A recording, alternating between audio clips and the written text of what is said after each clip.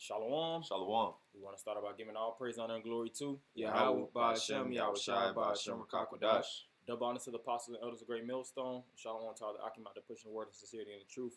It's the brothers here from Great Millstone, Atlanta. We're here with another lesson.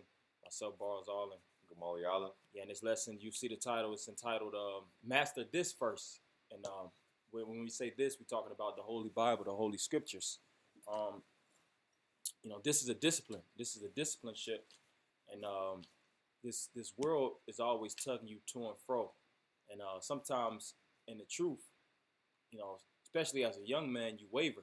You try to study the book, and you also try to master, and you try to assign yourself to multiple practices, and it all basically comes to no avail. Mm-hmm. You basically, I remember Mayweather made this saying, you're good at a lot of things, but you're great at nothing. Jack of all trades. Yeah, jack of all trades. Which that's a good layout. It's good to have certain strengths in peculiar or particular areas that you're involved in, but in order to be, the best that you could be, you have to have a full focus set towards one direction, and the other ones add in, or they're the aftermath of what you're trying to accomplish. Mm-hmm. So that's why we said to master this first. You learn this, and this is your foundational piece. Everything else is built on top of what you learn in the wisdom and knowledge of YAHAWASHI, not the other way around. Mm-hmm. This world should tailor to the words of the Lord, and it should be fixed around the wisdom of the Lord, not this word comes in at, this isn't a step 3, or this isn't plan D, or plan C, plan B. This is plan A. This is what we fully fixated on. And like I said earlier, everything itself revolves around this. And then we're going to go into the scriptures, of course, to prove and to show how men of the Lord, they felt when dealing with the words of YAHAWASHI. They exalted it very, very high. They esteemed it very high. And everything else was basically secondary. It was secondary. Mm-hmm. So this was primary. All right, so we'll get some scriptures. This is Revelation 1 and 3. Blessed is he that readeth, and they that hear the words of this prophecy, and keep those things which are written therein, mm-hmm. for the time is at hand. Right, so it says, blessed is he that readeth. Right, and in order to be good or great at anything, you have to sit down and read it. And this is a strategy book. Think of generals in the military. They all speak about reading the book of Sun Tzu, the Art of War, and various other military style stratagem books. And to get a proper layout of the field, get a proper mindset when actually going against opposing forces, so that they'll have a peculiar edge on that field. Think about coaches. Coaches, they have to know the playbooks. They know to even give and teach, whether football players or basketball players, whatever sports athletes, in order to give them a certain role on the field, and to give them a certain layout and teach them the playbook, they have to know the playbook. They have to know all the ins and outs of that particular craft that they're involved in order to coach. All right, in order to be a master. And those coaches are masters of the field. A master chess player. A lot of these individuals, they take time and they sit down and they study that primarily. They get into that primarily. And eventually they branch out and get into other disciplines. But it fully is set in with that. And even when they're in other involvements, it's complementing what they primarily know. Because they've already fixated their minds towards that direction, and everything else is adding, is complementing to that which they already, fully involved in. You see? So that's why in Revelations, John said, blessed is he that readeth, showing that he was an avid reader. And this world doesn't preach the spirit of reading. It preaches the spirit of being on social media. It preaches folly, as it is written in Ecclesiastes, folly is set in great dignity. So that the spirit of entertainment, amusement, of always looking for, just something to get your giggles off. That's not a mindset of a man of the Lord. Men of the Lord were known as Stoics. Of course, Stoics were their own peculiar or I would say particular sect, but Stoics itself were disciplines, or disciplinarians. They would have a marked regiment on what time they would get up, what time they would sleep, what they would do in their day. Everything in their life was built towards accomplishments, and they would put pleasures after. All right, pleasures was not what they lived for. All right, but the Epicureans, what were they? They were always into pleasures, drinking, partying, having fun, sex, materialism. That's what they felt like life was born. Man was born to do, and that was not the case. That's a real worldly mindset. Mm-hmm. Because YAHAWASHI said, them that love the world, they're not of the Father. Okay, but and it says, just to add on to what the brother was saying, it says, keep those things which are written therein. So, what is that saying? It's saying keep the law. Okay, to the best of your ability, keep keep that wisdom, man. Be occupied in the scriptures, because ultimately, like the brother went into, this is the foundation. All right, this is the only true wisdom that you'll ever obtain is going to the scriptures, man. And that foundation is very, very key. There's a lot of people who are smart, okay, who are talented in many areas, but guess what? They don't have a foundation. A lot of jakes are they can go into so many different things and tell you how to break down a 2015 car, or whatever it is, but Pythagorean theorems, different kind of things they can do that, but they don't really have a foundation, right? So you bring out what you got. And if you don't have a foundation, the foundation is important first and foremost. The foundation of anything, that's where the roots lie. If you look at a tree, the reason why that tree is so sturdy and it's been living for hundreds of years, for such a long span of time, is because of how deep rooted those roots are within the earth. And what does the roots do? They suck the water. All right, they grab the most potent nutrients from the bottom of the earth or within the earth, so that they could thrive and always live and function. That's why they're faceted and anchored. And if you chop a tree down, or uproot a tree is basically dead. You see, but it's hard. It's extremely hard to uproot. Even dealing with gardening, if you're trying to uproot weeds, uproot certain things, that is very sturdy. All right, so you have to be very sturdy as a plant. The scriptures refer to us as plants, and I got this in Psalms 1:1. Psalms 1:1. Blessed is the man that walketh not in the counsel of the ungodly, nor standeth in the way of sinners, nor sitteth in the seat of the scornful. But yeah. You got it. Yeah, because it says, blessed is he that doesn't sit in the way of the sinners, and this is how we stay away from that, man. Because hey, if you spark up, if you're into the Bible, you're not really gonna have a lot of friends, because no one's gonna want to talk about, if you're interested in the Bible, this is what you're interested in. People aren't really gonna deal with you like that. They're gonna be like, oh man, he talking about the boring stuff, man. And this isn't a thing that's trending of the world. All right, the fashion of the world, like we said earlier, it revolves around BS. All right, whether shopping, clothes, and that's essential things that you're gonna do in life anyways. You don't have to have deep meditations on shopping. But what does the masses of the people do? They're always online looking for the newest clothes. They're always trying to update, because they have a void within inside. Yeah. And they always wanted to stay and keep up with the Joneses, which that's not the mindset, like I said, a man of the Lord should have. All right, this truth is about building a nation. All right, it's about growth. It's about embodying the spirit of YAHAWASHI to the best of your ability. And in order to be involved fully in this, you have to detach. All right, just like we said with attachments, if you're rooted, then you're detached from something. In order to attach to something, then you have to be detached from something. You see? So continuing on.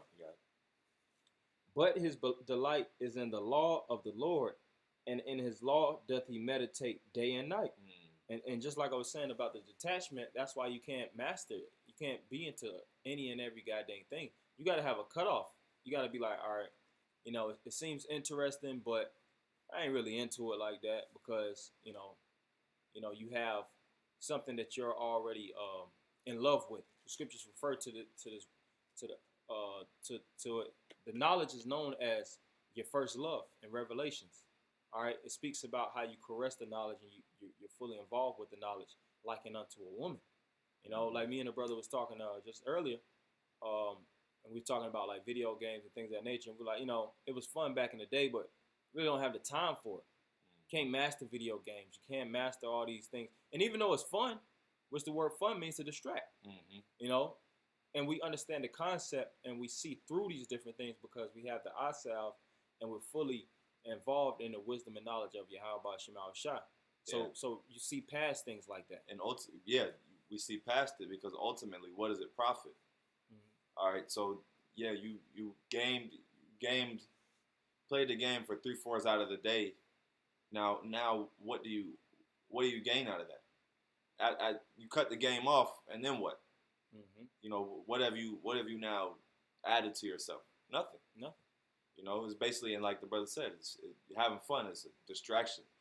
So and our whole purpose is to eliminate distractions.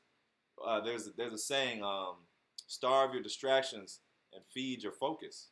And this has to be our focus. We have to constantly feed into this because this is this is profitable. The scriptures say, 2 Timothy, it says it's profitable for correction, reproof, instruction, and righteousness. So this is if you read for 3 to 4 hours as opposed to playing a game for 3 hours, if you read the scriptures, you're gonna come out with way more understanding and wisdom than if you do anything else in the world. That's right, because you have things in the world that you involve yourself in, and some are profitable and some are vain and unprofitable.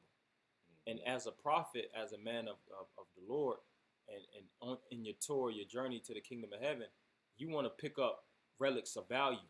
Like you play certain video games. This is a video game. Even these different concepts that people are really in, even when you look at it from a spiritual standpoint of view, this is a movie. Instead of watching all this entertainment, this is entertaining. Which the word entertain is to tame within. Like retainment.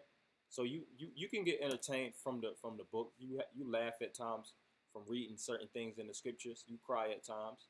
You have the it's drama, it's action, it's all these things contained within the Bible. And like we said, we're not saying to just be a monk, just be cooped up in a room and just read all day.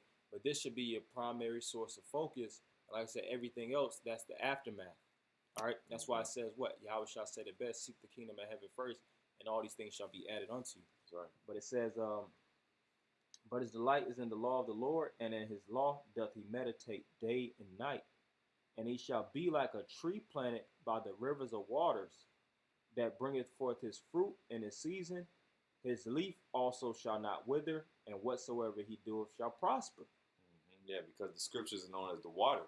So it says, you shall be as a tree planted right by the waters, which we know that trees by waters, they're the healthiest, they flourish, and really anything by the water, it's because the waters is where the life is moving, constantly moving, flowing, Yeah, and most people create civilizations right by good bodies of water.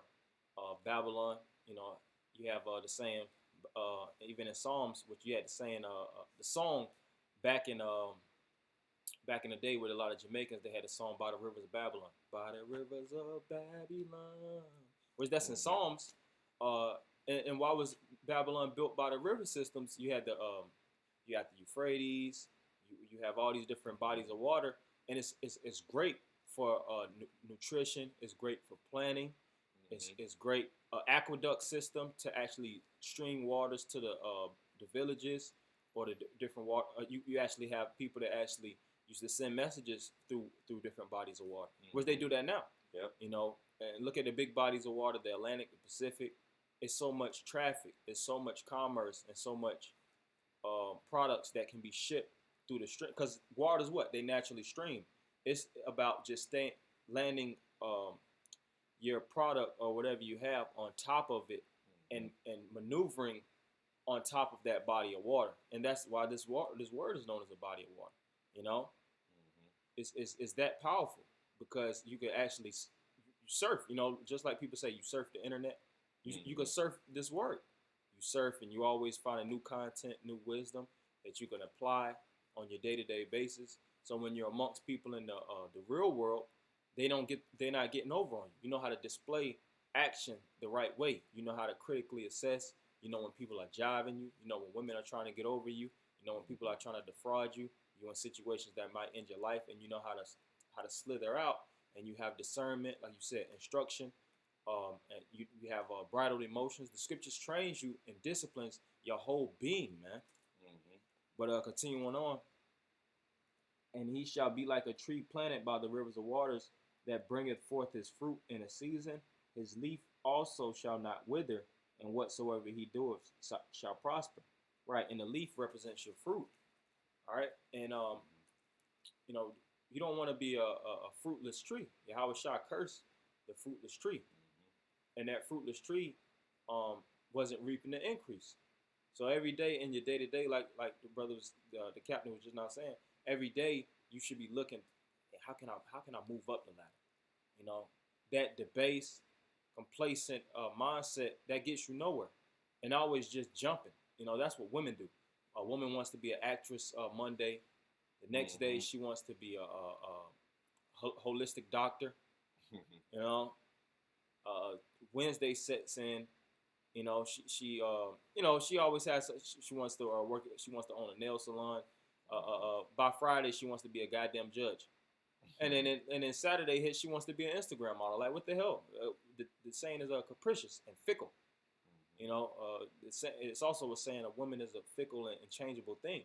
The scriptures refer to us as men. And as men, you have to be faceted and know what you want in life. Know what your direction you want to push towards. And don't let nothing distract or take you off track from that which you are your mind is geared towards. Fixated. That's right. You have something. Yeah, I got something, but you can finish. Was that it? That was it. It's 2 Timothy 2:15. Study to show thyself approved unto the Most High, a workman that needed not be ashamed, rightly dividing the word of truth. Yeah, so study to show yourself approved. All right, and you know, this is something that we have to basically show that if you're gonna if you're into anything, it's gonna show how much you've been practicing or how much you have put into that particular craft. You know, so you know, study to show yourself approved. You know, just like if you're an expert in whatever, you'll be able to tell. You'll be able to have a conversation with someone. You'll use certain terms, like oh yeah, you know this, you know, especially if you know you're in the cars, you're gonna go above the average person's head, you know. And the same thing, we gotta be in the scriptures. We gotta really. The scriptures say, "You have an unction from the Father, and you know all things." You know all things. So we have to know when it comes to this Bible. Like even Apostle Har says it all the time. When it comes to this Bible, man, we gotta know it. You know, you gotta know it, man, front to back. This is our book, and there shouldn't be nobody that should be able to confound you. That's why the scripture says that I will give you mouth that neither your adversaries will be not able to gainsay or resist, and it comes by way of studying. And studying and reading are two different things. Reading is the sitting down and the absorption, I would say, of the content that's already written. All right, learning as you scan through, so to speak. Studying is a whole nother concept. You're going through the different words. You're linking up these different precepts. You're going in the back of the book. You're going to the front of the book. You're linking the back and the front of the book together. You're seeing the connections and how the maze and all these things come together. You're going outside of the book, looking at maps. You're looking at the history. You're looking at timelines. You're looking at archaeology to prove and confirm certain points of the book. You're looking at points of debunking individuals and what they believe according to the book. That's a whole nother rhythm of spirit. You want to say something? Yeah, I was gonna say, because the scriptures say I can't remember what precept it is, but it compares the scriptures to a woman's breast, Oh yeah, her Proverbs. bosom. Mm-hmm. But yeah, studying is like, hey, you getting into just like compared to a woman, you really getting into her, man. You know. Mm-hmm. Yeah, and it says, and what the scripture is talking about, it says, "Let her breasts satisfy thee at all times." Mm-hmm. You know, and Jake loves women, man. You get you a nice woman, or you be seeing these Instagram models. Mm-hmm. Jake. You know how Jake be, man. You be online and you be seeing Jake be nasty. Jake be nasty. You see something you like, and if it's something you like, you be want to be all over it, man. Mm-hmm. And some Jakes be nasty. They be want to lick the toes. Jake be having them fetishes. Well, you really supposed to be in a word like that, man. Mm-hmm. Because this is what it profits you at the end of the day. A woman can leave you. A woman can play you. A woman can deceive you. A woman can beguile you and take your children. Yep. This word can't. It will never do that. It's known as pure, holy. Mm-hmm. All right? Not given to maliciousness. This feeds you. This what helps and nourishes you. When you down and out, you got the scriptures you can meditate on. You see? Mm-hmm. And even when objects of material dematerializes in front of you, this word never goes away, man. It can always build you up. It can always wipe the tears from your face, so to speak. It can always climb you up from the debase and the low position that you're at. But you have to trust in it. If you trust in it, you have to read it. You have to believe it. You have to master it. You see? You got that? Yeah, I got it. Proverbs 5:19. Let her be as the loving hind and pleasant roe. Let her breast satisfy thee at all times, and be thou ravished always with her love. Mm-hmm. Yeah, hey, so you got to, just like brother said, how Jake be into these women, we got to be into these scriptures the same way. Just like how you said, with studying, you flip the, go here, go there, precept upon precept, You got to really get into this thing, just like you would a woman, Mm-hmm. With a woman, you ask her all types of questions, when it comes to sexual, you basically appreciating every part of her body, mm-hmm. And the same thing with this. You got to appreciate the whole, let the woman's breast satisfy, let this scripture satisfy us, man. Mm-hmm. That's right. Mm-hmm. And that's why, like you said, it's known as even Sophia, which is wisdom. And like I said, if you depart from her, it tells you that in Sirach, and she will basically go from you, and she'll bring you to your ruin. Mm-hmm. And you don't want to be that individual that's playing this woman. You give her minimal time. I remember Martin, he had a stand up back in the day, Run Tell That, and he was like, the girl was she was basically committed adultery, but she was she was talking to him, and he was always had to chill with his boys. She always wanted to get with him. She always would look nice for him. You like, oh, gotta go see the homies. Nope, can't do it. Gotta go see the homies. Mm-hmm. There's always another day set in. She gotta go. She finna go see him. Like, I would, but gotta go see the homies. And then basically she had broke down with him, and she was like, I always told you to spend time with me. Spend time with me. She said, well, when you had to go see the homies, basically, I found somebody, to fill that void. Mm. And it was comical, of course, but back then as a child, it was comical. But when you think about it, that's how it is with the truth. Mm-hmm. You leave this woman and you neglect the woman, she's gonna neglect you. And then when you try to open the book and really use it for a profit, it's too late. That's why you might as well strike while the iron's hot. Sometimes Jake tries to jump on things too late. Mm-hmm. You're trying to get into all these different worlds and trying to learn damn near everything. But when it's most important to actually know this book and apply it, you can't because and you're unable because you've been spending too much time with the things of the world, the homies, the homies and the worldly things of life that don't give a F about you when you're down and out. Mm-hmm. You see? Oh, it's perfect. Verse 20, it says, and why wilt thou, my son, be ravished with a strange woman and embrace the bosom of a stranger? Yeah, so basically what you just said, that strange woman, is what the distractions, you know, the homies. The homies are just a distraction. You know, of course, you know, we get with Akim. You know, we don't consider Akim the homies. You know, because when we get together, we're building. But essentially, you know, just as a metaphor, the homies is like, because what does Jake in the world do with their homies?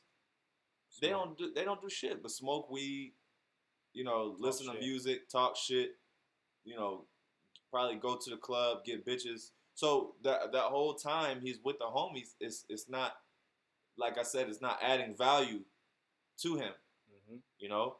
So and it says verse 20, and why wilt thou, my son, be ravished with a strange woman and embrace the bosom of a stranger?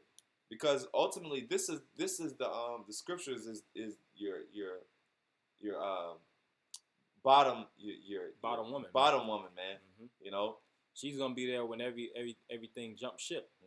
You know, and I was even thinking about hey, just like if you basically get intimate with a stranger, like a woman, you might meet, and if you have a personal connection to her, and she's a stranger, you might give her all that you got. You know, you might be in a bedroom, making all types of basically giving all you got for I was about to say making all type of love, but at the end of the day, she put her clothes on and she act like it wasn't nothing. Like, oh, I just gave you my soul. And that's what happens with Jake. You know, you might be with a woman the next day, you hit her up, and she ain't even like, damn. She fucking disappear on your ass. Yeah, she disappeared. Like, oh shit, I thought we had something here. And it happens even as far as certain Jakes that might be married, man. It might happen to certain Jakes that might be 15, 20 years with the woman. She jumped ship the next, you know, just all out the blue. You know, now she wants to move out. Now she wants to break off and take the kid, or she did take the kids, and she just leaves you high and dry. So that's why it says, why be ravished with a strange woman? A strange woman can't satisfy you. She's foreign unto you. And even it doesn't matter how much familiarity you desire unto her. The more familiar you get, the worse. Yep. You see, because your connection is tied into something that's foreign. That's not even predicated upon serving you. It's about serving its own lust. And that's exactly how King Solomon went off. Because you know he was basically dealing with the strange women, and eventually, guess what? Eventually, those women basically got him to go off. You know, got him to. Then he started. He didn't just deal with the women, because your attachment, like you said, your attachment to women is gonna lead to other things. Eventually, it's not gonna. You're not just gonna go turn back. You know, if your woman goes to church, you might not just go straight going to church, but it's gonna be step by step, little by little, and then eventually you are gonna basically submit to her way, or compromise with her ways to some degree. That's right. You know, and that's, like I said, that's where King Solomon went off, is because he started to idol. You know, he committed adultery with other gods of the women he was dealing with, and he got compliant. He got as the word conform, which the word conform means to withform. And even when you're infusing sexually with a woman, you're getting intimate, and you're always having relationships, and that's allegorically going into the world, or really with women, you start to morph. Your spirit naturally morphs, and that's why you have to have a fallback. All right, you know, I'm with her, but I spend minimal time. Yeah. You know, you got to be a minimal. You got to know how to maximize time in certain areas, and you got to know how to minimalize time. Time is of the essence, and if you don't practice and master those traits, then the world will master you, and you'll actually fall under certain addictions, the things that you wasn't even desiring to be addicted unto. Yeah. You see, because you've been putting your hands in the cookie jar little by little, not knowing that touching that it's actually having a connection, or it's actually making overtaking you. The word addiction means to be given over onto. So you had something? If not, no, that was it. We could close out. Yeah, I'll get this in Sirach. This is Sirach 9, and I'll start at 15.